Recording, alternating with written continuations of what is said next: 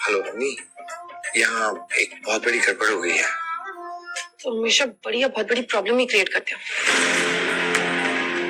हाँ बोलो, अब क्या हुआ? वो मैं एक्चुअली डैडी जी के साथ एक एंटीक शॉप में आया था, तो यहाँ एक मूर्ति गिर गई और अब ये लोग पैसे मांग रहे हैं। तो क्या हुआ? तो अब ये पैसे मांग रहे हैं 30 लाख रुपए। What? 30 lakhs? वो भी एक स्टैचू के लिए? हाँ, मुझे कुछ समझ में नहीं आ रहा है। Gautam, are you serious?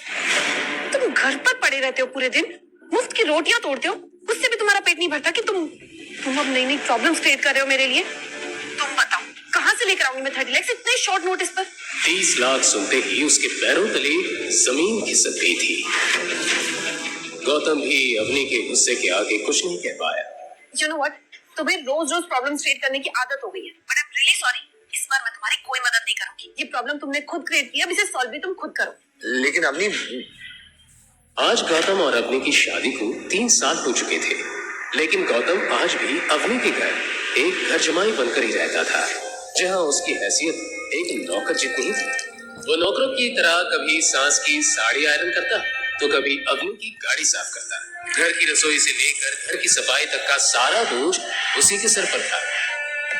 वहीं अवनी कभी कभी अपने पति की ये हालत देखकर बहुत झल्ला जाती थी, क्योंकि घर का पूरा फाइनेंशियल बोझ सिर्फ उसी के सर पर था।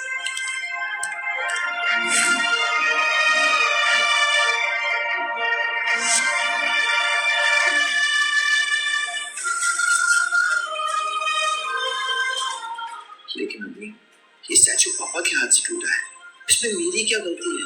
मुझे समझाने का मौका तो दिया होता, बिना मेरी बात सुने फोन काट दिया तुमने।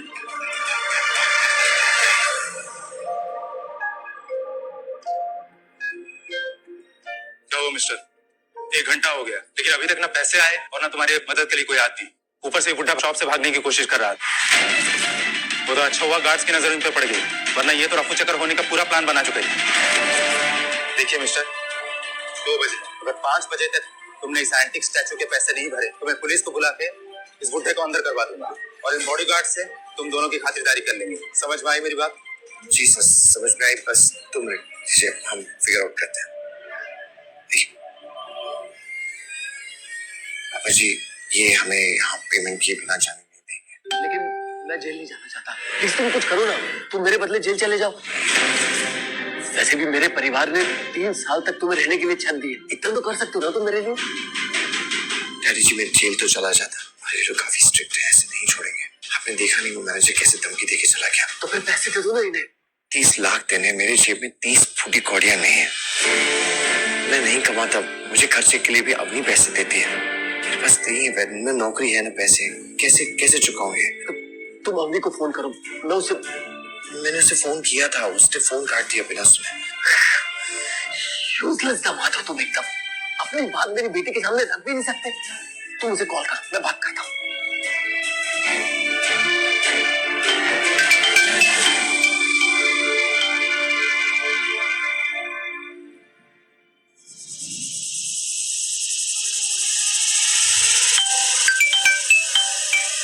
Gautam, are you mad? मैंने कहा ना मुझे काम के टाइम डिस्टर्ब मत किया करो। अब दोबारा कॉल किया ना तो बेटा, मैं डैडी बोल रहा हूँ। डैड? हाँ बेटा, मुझे तुम्हारी मदद की जरूरत है। हाँ, मुझसे एक स्टैचू टूट गया और ये लोग पैसे मांग रहे हैं, नहीं दिया तो मुझे जेल भेज देंगे, ऐसा बोल रहे हैं लोग। पर डैड, आपको क्यों? कि गलती तो गौतम की है ना, तो आपको जेल क्यों? बेटा, वो दरअसल मुझसे ही टूट गया था। स्टैचू देखते हुए मैं उसकी पिक्चर्स ले रहा था, मेरा हाथ लग गया और स्टैचू नीचे गिरा और टूट गया। डैड, आप ऑलरेडी जानते हैं कि गौतम ने घर पे कितनी प्रॉब्लम्स क्रिएट कर रखी है, और आप भी मेरी लाइफ में नई नई प्रॉब्लम्स लेकर आ रहे हैं। लेकिन बेटा, ठीक है, अब बताइए आप कहाँ पर है, मैं मॉम को लेकर आती हूँ। बेटा हम एंटीक शॉप पर है, Madhav Nagar. Okay, wait there, मैं अभी आ रही हूँ। अवनी के सामने बहुत बड़ी मुसीबत खड़ी थी, जिससे निकलना उसके लिए आसान नहीं था।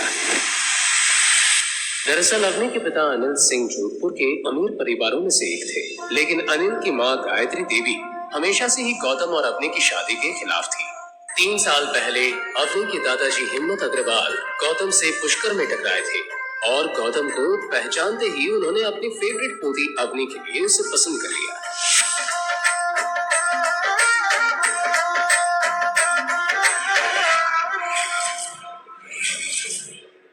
चौधरी अपने दादाजी से बहुत प्यार करती थी और उनकी किसी भी बात को टाल नहीं सकती थी। पर शादी की कुछ वक्त बाद ही हिम्मत अग्रवाल दुनिया को अलविदा कह गए, इस राज के साथ कि उन्होंने गौतम को अपने के लिए क्यों चुना। कैसे पहचानते थे वो गौतम को? फिर उनके जाने के बाद परिवार की बागडोर उनकी पत्नी और अवनी की दादी गायत्री देवी ने अपने हाथों में ले ली। गायत्री देवी अपने परिवार के रुतबे और नाम का बहुत ध्यान रखती थी और साथ ही अपने परिवार में गौतम नाम का धब्बा बर्दाश्त नहीं कर पा रही थी। इसलिए उन्होंने हिम्मत जी के जाने के बाद अनिल और उसके परिवार को अग्रवाल मैंशन से अलग कर दिया था। अवनी आज भी ये सदमा भूल नहीं पाई थी।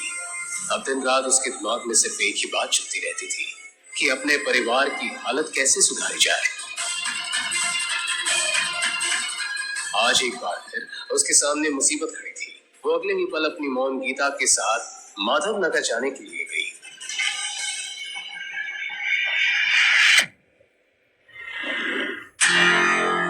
डैड, अब ठीक तो है ना? ये सब हुआ कैसे? अब तो ना इतनी महंगी दुकान में घर क्या रहे थे? वो एक्चुअली हम लोग यहाँ से गुजर रहे थे तो डैडी जी को यहाँ पे ये सब देखने का मन किया, इसलिए हम अंदर आ गए। और फिर एज यूजुअल तुम ये काम भी ढंग से नहीं कर पाए, और अगर इनका स्टैचू देखने का इतना मन था ना तो तुम संभाल लेते ना। लेकिन मम्मी जी मैं इसमें क्या कर सकता था? मैंने तो डैडी जी को बोला पर उन्होंने कहा और तुमने मान लिया। तुम कब से इतने आज्ञाकारी बन गए? मॉम, ये सारी बातें तो हम बाद में भी कर सकते हैं ना। अभी के लिए जो इम्पोर्टेंट है हमें उसके बारे में सोचना चाहिए। ये 30 लाख रुपए आएंगे कहाँ से? इसी बात पर गुस्सा आ रहा है? ससुर जी हमारे लिए प्रॉपर्टी कुछ भी नहीं छोड़ गए और ये पनौती हमारे नसीब में बांध गए। क्या मॉम, तो इस स्टैचू के लिए मैं अपना घर और अपनी कार बेच दूं और सड़क पे आ जाऊं? और वैसे भी इसे बेचने से भी इतने पैसे नहीं आने। सभी प्रॉब्लम का हल ढूंढने के लिए सोच में पड़ गए। टाइम निकलता जा रहा था। वहीं दूसरी तरफ मैनेजर की नजर बराबर अनिल पर ही थी। उसने पैसे मिलने की उम्मीद छोड़ दी थी और कमिश्नर साहब को इन्फॉर्म कर दिया और 3 घंटे पूरे होने का वेट करने लगा। डैड, मैं दादी साहब से मदद मांग कर देखूं? उनके जितने भी पैसे होंगे ना मैं धीरे धीरे करके लौटा दूंगी।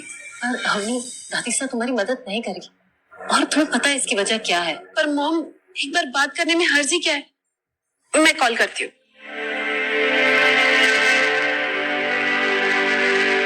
अग्नि ने अगले ही पल अपनी दादी गीता देवी को कॉल लगा दिया, पर उसे यही डर सता रहा था कि गीता देवी उसका फोन उठाएगी कि नहीं। हाँ दादी साहब, मैं अरे तुम्हारा नंबर मेरे पास है, बोलो क्या काम है? गीता देवी बड़े ध्यान से उसकी बात सुन रही थी। हाँ ठीक है, मैं तुम्हें पैसे दे दूंगी, लेकिन इसके बदले में तुम्हें मेरी एक शर्त माननी पड़ेगी। शर्त?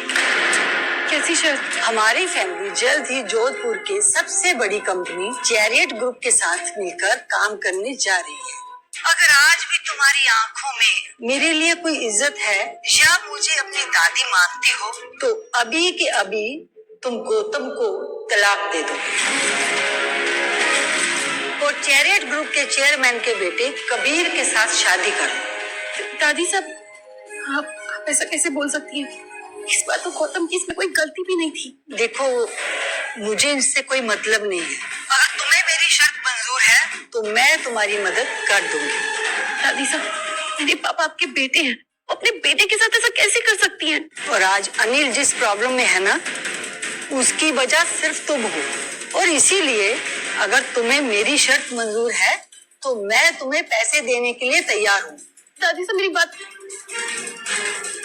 अग्नि को अब सामने कोई रास्ता नजर नहीं आ रहा था।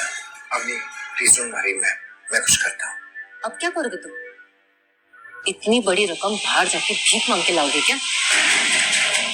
अवनी, तुम मेरी बात सुनो। तुम आज ही के आज इस आदमी से तलाक ले लो। ये तेरी लाइफ से आउट, तो फिर दादी साहब हमें अपने घर में एंट्री दे देगी। और वैसे भी कबीर तुम्हारा दोस्त है, वो तुम्हें बहुत अच्छे से जानता है। आई एम श्योर वो तुम्हारी हेल्प करेगा। और उसके पापा बहुत पैसे वाले हैं और 30 लाख उनके लिए कुछ भी नहीं है। Come on Avani. गीता देवी को अब कबीर के सिवा कोई रास्ता नजर नहीं आ रहा था, लेकिन कबीर का एक ऐसा सच था जिसे अवनी अच्छे से जानती थी। दरअसल कबीर चैरियट ग्रुप का वाइस चेयरमैन शेखर आनंद का इकलौता बेटा था, जो बचपन से ही अय्याश था। लड़कियां उसकी कमजोरी थी, इसलिए हर तीसरे चौथे दिन कोई ना कोई नई लड़की उसका शिकार हो जाती थी। यूं तो उसके ऊपर बहुत सारे केस भी हुए, लेकिन शेखर आनंद के रुतबे और पैसे के आगे किसी पुलिस वाले की भी नहीं चली। कबीर ने कई बार अवनी पर भी अपने हाथ आजमाने की कोशिश की थी। वो कॉलेज में भी अवनी के आगे पीछे ही घूमता रहता था, लेकिन अवनी ने कभी उसे घास तक नहीं डाली थी।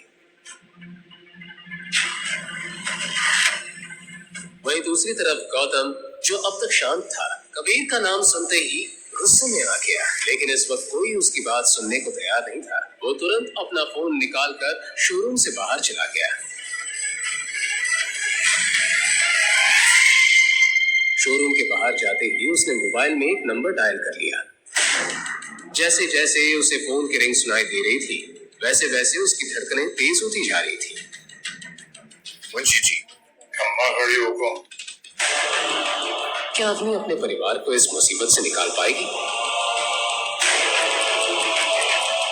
आखिर गौतम ने किसे फोन किया था? क्या कबीर अवनी की मदद करेगा? क्या होंगे इन सारे सवालों के जवाब?